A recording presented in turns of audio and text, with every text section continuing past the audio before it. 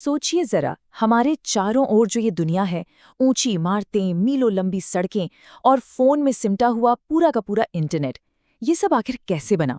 नमस्कार, और आज के इस एक्सप्लेनर में बहुत बहुत स्वागत है। आज हम बिल्कुल बुनियादी बातों से शुरुआत कर रहे हैं और ये समझेंगे कि इंसान अपने आसपास के वातावरण को कैसे ढालता है। बात होगी हमारी बस्तियों की, परिवहन की और संचार के उन कमाल के तरीकों की जिन्होंने पूरी दुनिया को सच में मुट्ठी में कर दिया है। तो चलिए, बिना किसी देरी के शुरू करते हैं। आज के इस एक्सप्लेनर में हमारा मुख्य फोकस इन टॉपिक्स पर रहेगा। पहला है मानव पर्यावरण, दूसरा बस्तियों के प्रकार, तीसरा बस्तियों के पैटर्न, उसके बाद परिवहन के नेटवर्क, फिर संचार प्रणालियां और अंत में हम देखेंगे एक पूरी तरह से जुड़ी हुई दुनिया को। तो चलिए सबसे पहले बात करते हैं हमारे पहले टॉपिक की, मानव पर्यावरण, यानी हमारी दुनिया का निर्माण।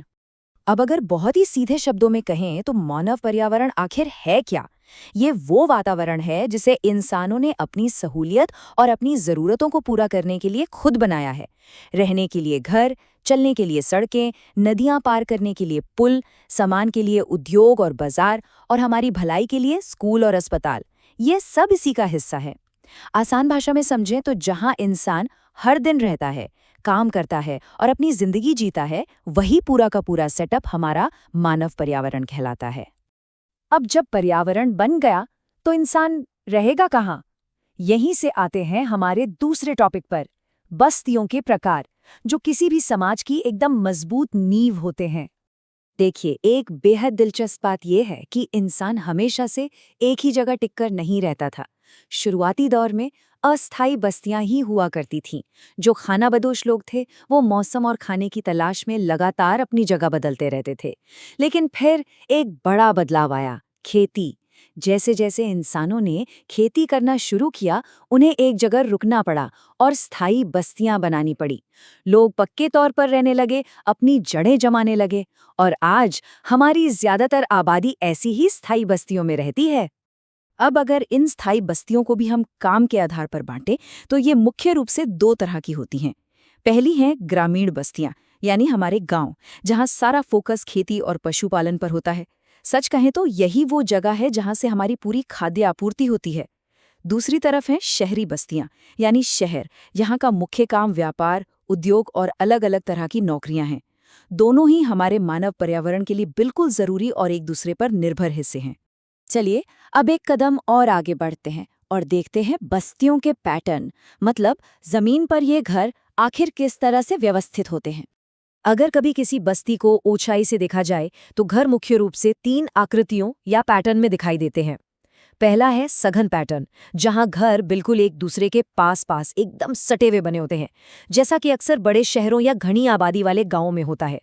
दूसरा है विरल पैटर्न, जहां घर एक दूसरे से काफी दूर दूर फैले होते हैं।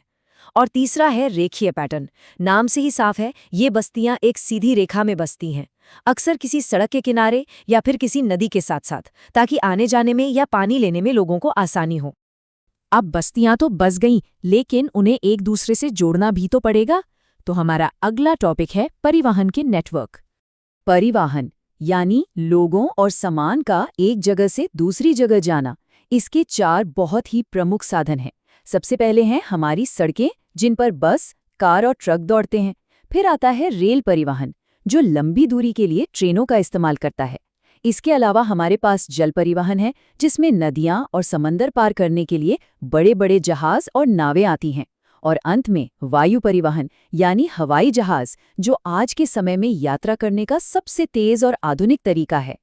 परिवहन का जो असली इम्पैक्ट है वो सिर्फ गाड़ियों के चलने तक सीमित नहीं है। सच कहा जाए तो ये व्यापार को बढ़ावा देता है, दुनिया के अलग अलग कोनों में बैठे लोगों को आपस में जोड़ता है, और सबसे बड़ी बात, हमारे समय की भारी बचत करता है। ये सच में किसी भी अर्थव्यवस्था की असली जीवन रेखा है। लोगों और सामान की आवाजाही के बाद अब बात करते हैं उस अदृश्य जाल की जो पूरी दुनिया को एक साथ बांधे रखता है, यानी हमारी संचार प्रणालियां। संचार या कम्युनिकेशन, ये असल में जानकारी, विचारों और संदेशों को दूर दूर तक भेजने की एक प्रक्रिया है। ये एक ऐसा कमाल का टूल है जिसके जरिए हमारे विचार और हमारी बातें बिना किसी भौतिक रूप के दुनिया के एक कोने से दूसरे कोने तक पल भर में पहुंच जाते हैं। और इसके विकास की कहानी सच में हैरान करने वाली है। सोचिए, एक वक्त था जब परंपरागत साधनों के नाम पर सिर्फ चिट्ठियां चलती थी, या उससे भी पहले संदेश भेजने के लिए कबूतरों का इस्तेमाल होता था। और आज देखिए, हमारे पास आधुनिक साधन हैं, जैसे फोन, इंटरनेट, ईमेल और टीवी। मतलब पक्षियों से लेकर अंतरिक्ष में घूमते सैटेलाइट्स तक का ये जो सफर तय किया गया है, उसी की वजह से आज पलक झपकते ही दुनिया के किसी भी कोने में संपर्क हो जाता है। तो इसका सबसे बड़ा फायदा क्या है? ये पूरी दुनिया को आपस में जोड़ता है। ये सुनिश्चित करता है कि कोई भी जरूरी जानकारी बिना किसी देरी के अपनी मंजिल तक पहुंचे।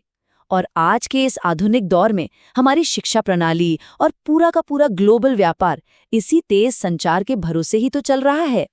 तो चलिए अब इन सभी बातों को एक साथ समेटते हैं और निष्कर्ष की तरफ बढ़ते हैं। एक पूरी तरह से जुड़ी हुई दुनिया। अगर पूरी बात का निचोड़ निकालें तो ये जो मानव पर्यावरण है, ये इंसानों का ही बनाया हुआ है। इसमें बस्तियां हमारा बेस हैं और परिवहन और संचार वो मजबूत पुल हैं जो इस पूरी दुनिया को आपस में जोड़ते हैं।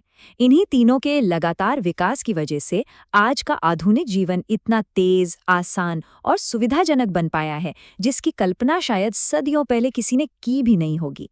अब आखिर में एक ऐसा सवाल जिस पर हम सबको सोचना चाहिए। अगर इंसान कबूतरों से इंटरनेट तक और बैलगाड़ी से हवाई जहाज तक का सफर तय कर सकता है, तो भविष्य में क्या होगा? आने वाले मानव पर्यावरण में परिवहन या संचार के ऐसे कौन से बिल्कुल नए रूप देखने को मिल सकते हैं जो आज हमें सिर्फ विज्ञान की कहानियों में लगते हैं? क्या हम कभी टेलीपोर्टेशन देख पाएंगे? इस पर विचार जरूर कीजिएगा। आज के इस एक्सप्लेनर में हमारे साथ जुड़ने के लिए बहुत बहुत धन्यवाद। सीखते रहिए और अपने आसपास की दुनिया को ऐसे ही समझते रहिए।